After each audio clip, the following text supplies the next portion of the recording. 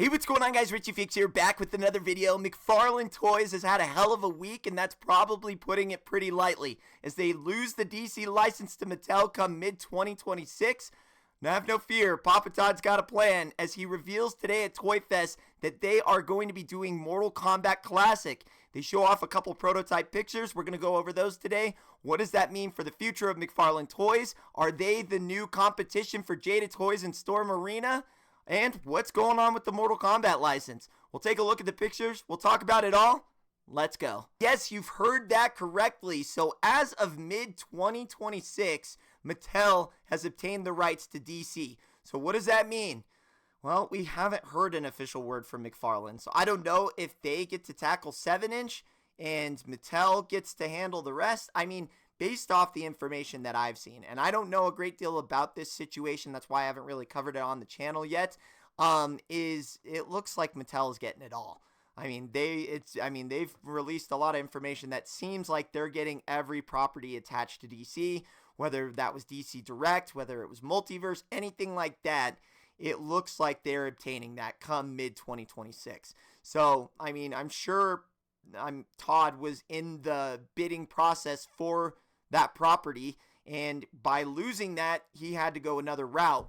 But I mean, take a look at the toy community as of lately. Fighting games, specifically Street Fighter, has absolutely done phenomenal, and well, he has a background in Mortal Kombat. So I mean, you can't say that Jada and their success pretty much rebranding Jada Toys now into an action figure brand more than, I mean, they're more known probably for their action figures now over their diecast at this point, based off the success of their Street Fighter line, and then even inspiring other companies like Storm Collectibles to get in their own 6-inch line. You can't say that Todd McFarlane didn't see the success from that and think maybe he could do something with that, and he's clearly got some sort of relationship with Mortal Kombat, as he's done prior games to this. I think it was Mortal Kombat 11 was the main game, and then he might have even, I've seen a box that looks very similar to like the traditional Mortal Kombat branding, and I don't know if that was, you know, what was going on with that one, but I mean, he's done Mortal Kombat in the past. There's some pros and cons to this immediately, and we're going to go over those. So you see the first prototype images that we got here at FanFest. They're going to be 7-inch action figures. Can you manipulate those to fit within your 6-inch line? Yes. Is it a little bit harder? Yes. And is it a little bit annoying? Yes. Yes to all three. But they do look very, very good. I've never really criticized Mcfarlane when it comes to their sculpts. They do very, very well. The only thing I do not like particularly with Mcfarlane I started out with Mcfarlane. That was probably my favorite line when I first got back into collecting. But as you deal with different figures, you start to handle different materials, different plastics, different, articulation. I just cannot stand the plastic that Mcfarlane uses. It's so hard. It's so rugged. It's so not very smooth at the joints. And they're known for being brittle at the joints.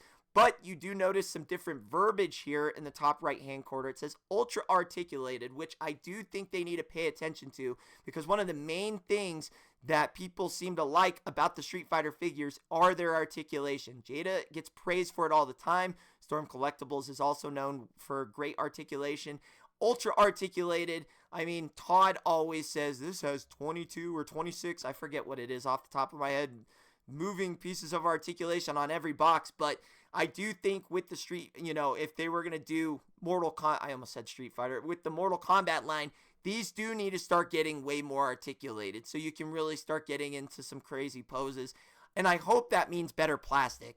As you can see here, there is not a lot of details that we're getting as far as when are these releasing, price point, not even a time frame. Like even with some of the old prototype pictures, you'd see like a coming fall 2026, or you get nothing like that. The only thing we can really see here is it says product not final. So these are definitely prototype pictures. Do we see more come San Diego Comic-Con? I wouldn't be shocked. One of the pros about Mcfarlane Toys is they get figures out fast. So I mean, Todd could probably finish Mortal Kombat Classics in a year. I mean, that's how fast he pumps out figures. One of the cons with that is he does a lot of repaints. So, I mean, it's fine. I mean, it's not for everybody, but it does get redundant when you see 1,000 Scorpions and 1,000 Sub-Zeros, and then we never get any of the more in-depth characters. I think that was one of the main criticisms that he kind of caught along with Storm Collectibles is they get out these characters, a lot of Sub-Zeros, a lot of Scorpions. He had a few Raidens. He did get out a Katana. He did get out a Johnny Cage. He did get out I guess he did get out a Spawn, but Spawn is, like a specialty character, and that's his baby. He did get out a couple of the DC characters like Joker and Batman Who Laughs. He did get out a Liu Kang.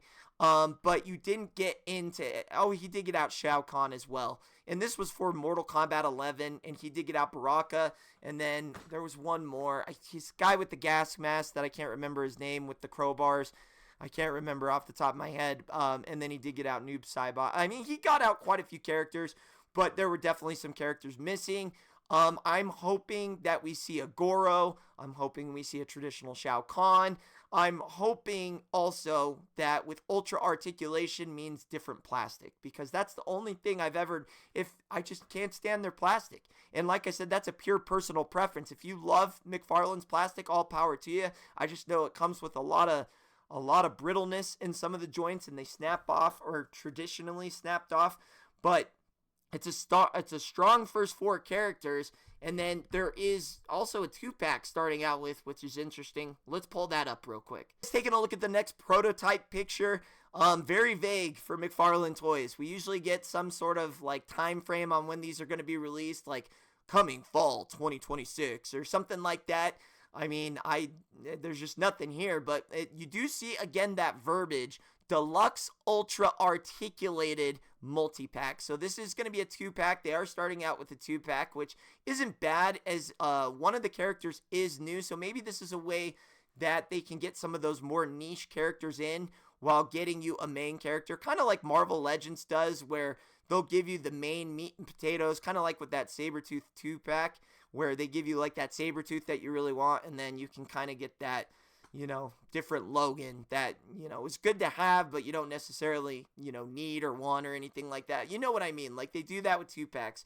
So maybe we start to see some of the more niche characters get mixed in with these 2-packs, but it does look like they come with a little bit more. So Melina is going to get her daggers. I know there's an official name for those. I forget what they are off the top of my head.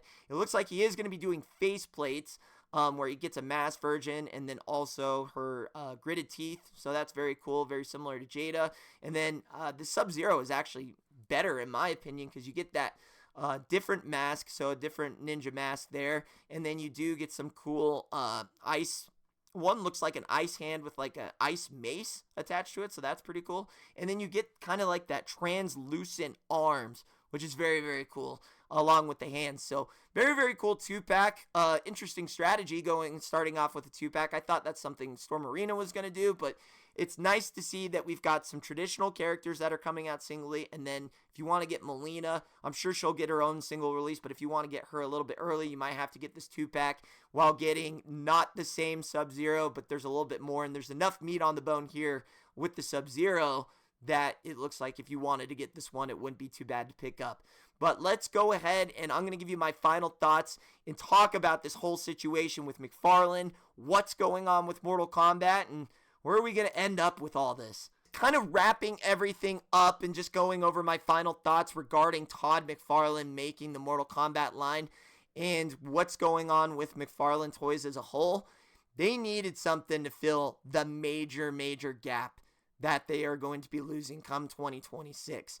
Now, Mortal Kombat could definitely help fill that hole, definitely. But the one thing my concerns with McFarlane are, one, can we increase the ultra articulated, or is he just saying it's ultra articulated with just like, I mean, the plastic to me needs to get a little bit softer for these figures to really truly get I feel like a lot of the hindrance in McFarlane articulation is due to the plastic being so hard.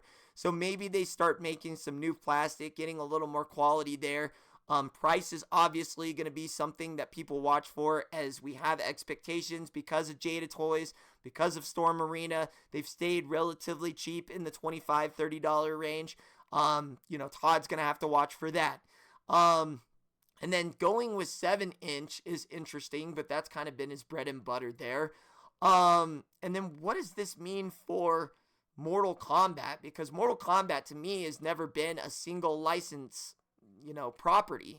Funko Pop does them. Storm has done them. McFarlane's done them kind of all at the same time. Granted, they've all been different types of games. Like I mentioned, McFarlane had done Mortal Kombat 11. And then, Storm's hopped all over the different games as far as Mortal Kombat. And then Funko Pop, kind of the same thing. They've done a bunch of different games.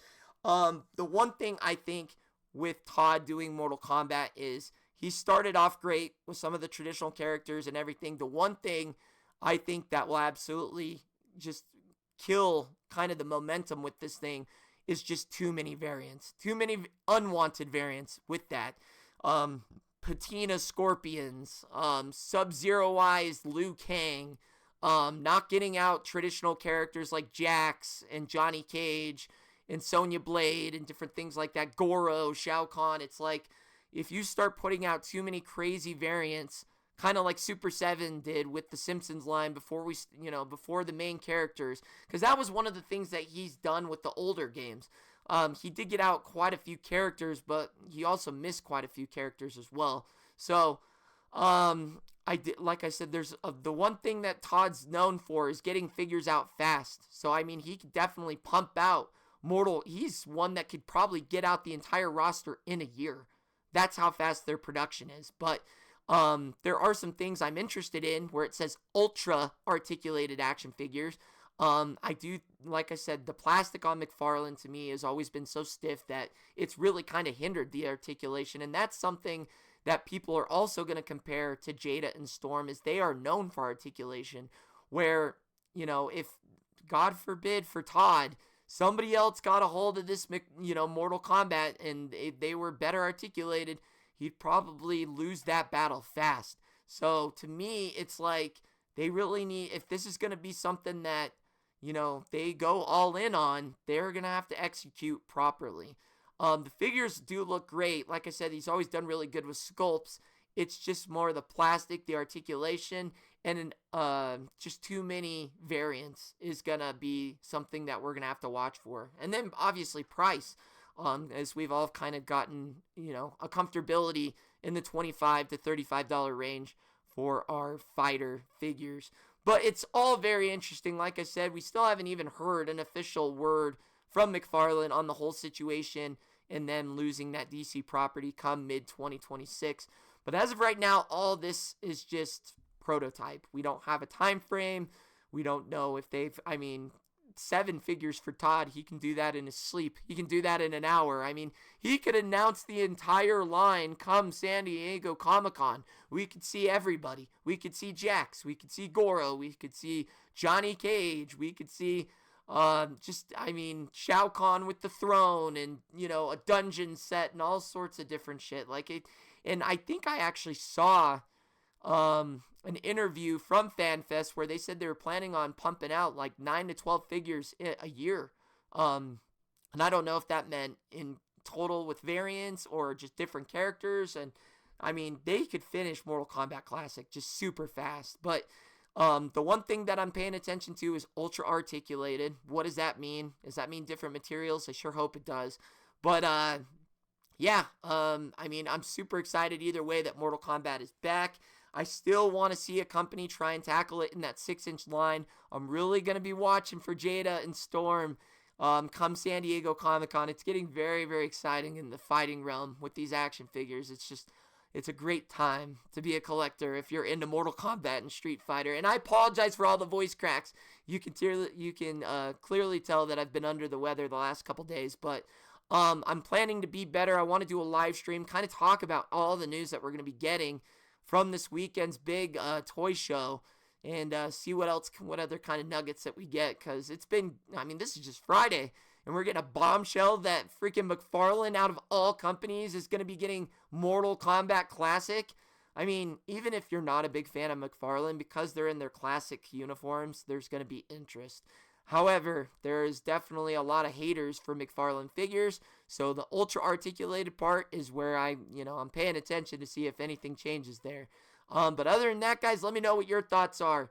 What do you think about Todd getting the classic Mortal Kombat out of everybody before Storm Marina, before Jada, all that good stuff? Are you in? Are you out? Do you need to see more? What are your concerns? Who do you want to see?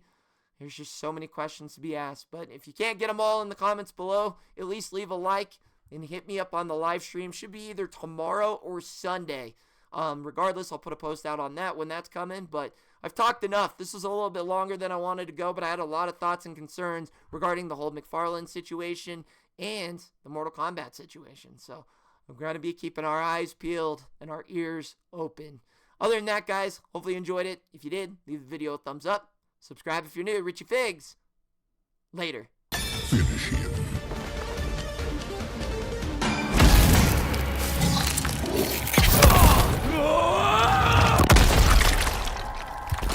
Fatality.